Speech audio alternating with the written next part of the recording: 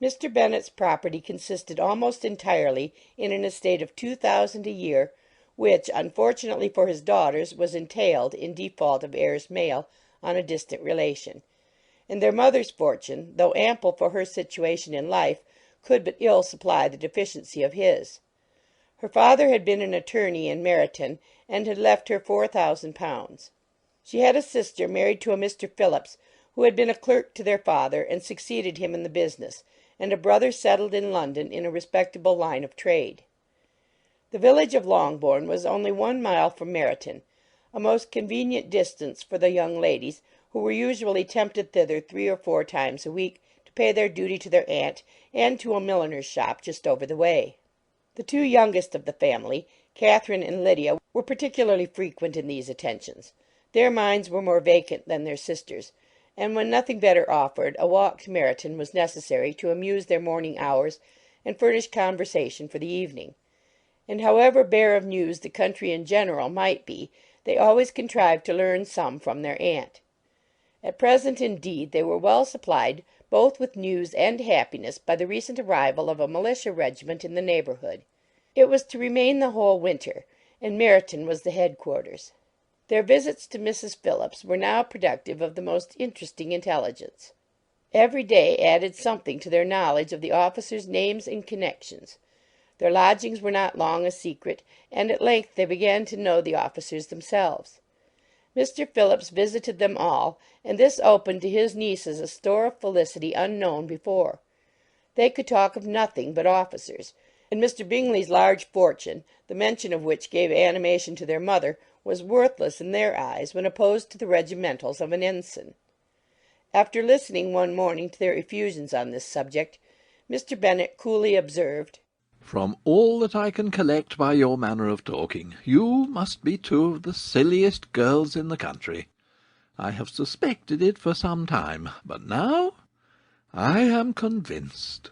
Catherine was disconcerted, and made no answer; but Lydia, with perfect indifference, continued to express her admiration of Captain Carter, and her hope of seeing him in the course of the day, as he was going the next morning to London. "I am astonished, my dear," said Mrs. Bennet, "that you should be so ready to think your own children silly. If I wished to think slightingly of anybody's children, it should not be of my own, however." If my children are silly, I must hope to be always sensible of it. "Yes, but as it happens, they are all of them very clever." This is the only point, I flatter myself, on which we do not agree. I had hoped that our sentiments coincided in every particular, but I must so far differ from you as to think our 2 youngest daughters uncommonly foolish. "My dear Mr. Bennet, you must not expect such girls to have the sense of their father and mother. When they get to our age, I dare say they will not think about officers any more than we do. I remember the time when I liked a red coat myself very well, and indeed so I do still at my heart, and if a smart young colonel with 5,000 or 6,000 a year should want one of my girls, I should not say nay to him, and I thought Colonel Forster looked very becoming the other night at Sir William's in his regimentals." "Mamma," cried Lydia, "my aunt says that Colonel Forster and Captain Carter do not go so often to Miss Watson's as they did when they first came. She sees them now very often standing in Clark's library." Mrs. Bennet was prevented replying by the entrance of the footman with a note for Miss Bennet. It came from Netherfield, and the servant waited for an answer. Mrs. Bennet's eyes sparkled with pleasure, and she was eagerly calling out while her daughter read. "Well, Jane, who is it from? What is it about? What does he say? Jane, make haste and tell us. Make haste, my love." "It is from Miss Bingley," said Jane, and then read it aloud. "My dear friend, if you're not so compassionate as to dine to-day with Louisa and me, we shall be in danger of hating each other for the rest of our lives, for a whole day's tete-a-tete between 2 women can never end without a quarrel. Come as soon as you can on receipt of this. My brother and the gentleman are to dine with the officers. Yours ever, Caroline Bingley." "With the officers?" cried Lydia. "I wonder my aunt did not tell us of that." "Dining out?" said Mrs. Bennet. "That is very unlucky." "Can I have the carriage?" said Jane. "No, my dear, you had better go on horseback, because it seems likely to rain, and then you must stay all night." "That would be a good scheme," said Elizabeth. "if you were sure that they would not offer to send her home." "Oh, but the gentlemen will have Mr. Bingley's chaise to go to Meryton, and the Hursts have no horses to theirs." I had much rather go in the coach. "But, my dear, your father cannot spare the horses, I am sure. They are wanted in the farm, Mr. Bennet, are they not?" They are wanted in the farm much oftener than I can get them. "But if you have got them to-day," said Elizabeth, "my mother's purpose will be answered." she did at last extort from her father an acknowledgment that the horses were engaged. Jane was therefore obliged to go on horseback, and her mother attended her to the door with many cheerful prognostics of a bad day. Her hopes were answered. Jane had not been gone long before it rained hard. Her sisters were uneasy for her, but her mother was delighted. The rain continued the whole evening without intermission. Jane certainly could not come back. "This was a lucky idea of mine, indeed," said Mrs. Bennet more than once, as if the credit of making it rain were all her own. Till the next morning, however, she was not aware of all the felicity of her contrivance. Breakfast was scarcely over when a servant from Netherfield brought the following note for Elizabeth. My dearest Lizzie, I find myself very unwell this morning, which I suppose is to be imputed to my getting wet through yesterday. My kind friends will not hear of my returning till I am better. They insist also on my seeing Mr. Jones, therefore do not be alarmed if you should hear of his having been to me, and excepting a sore throat and headache, there is not much the matter with me. Yours, etc. Well, my dear, said Mr. Bennet, when Elizabeth had read the note aloud, if your daughter should have a dangerous fit of illness, if she should die, it would be a comfort to know that it was all in pursuit of Mr. Bingley and under your orders. "Oh, I am not afraid of her dying. People do not die of little trifling colds. She will be taken good care of. As long as she stays there, it is all very well. I would go and see her if I could have the carriage."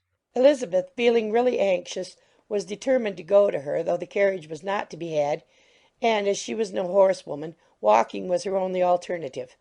She declared her resolution. "How can you be so silly?" cried her mother. "As to think of such a thing in all this dirt! You will not be fit to be seen when you get there." "I shall be very fit to see Jane, which is all I want." Is this a hint to me, Lizzie? said her father. To send for the horses? "No, indeed. I do not wish to avoid the walk. The distance is nothing when one has a motive. Only 3 miles. I shall be back by dinner." "I admire the activity of your benevolence," observed Mary. "but every impulse of feeling should be guided by reason, and, in my opinion, exertion should always be in proportion to what is required." "We will go as far as Meryton with you," said Catherine and Lydia. Elizabeth accepted their company, and the 3 young ladies set off together. "If we make haste," said Lydia as they walked along, "perhaps we may see something of Captain Carter before he goes." In Meryton they parted. The 2 youngest repaired to the lodgings of one of the officers' wives, and Elizabeth continued her walk alone, crossing field after field at a quick pace, jumping over stiles and springing over puddles with impatient activity, and finding herself at last within view of the house, with weary ankles, dirty stockings, and a face glowing with the warmth of exercise. She was shown into the breakfast parlour, where all but Jane were assembled, and where her appearance created a great deal of surprise. That she should have walked 3 miles so early in the day, in such dirty weather, and by herself, was almost incredible to Mrs. Hurst and Miss Bingley, and Elizabeth was convinced that they held her in contempt for it. She was received, however, very politely by them, and in their brother's manners there was something better than politeness.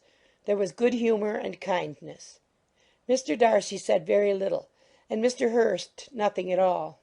The former was divided between admiration of the brilliancy which exercise had given to her complexion, and doubt as to the occasions justifying her coming so far alone.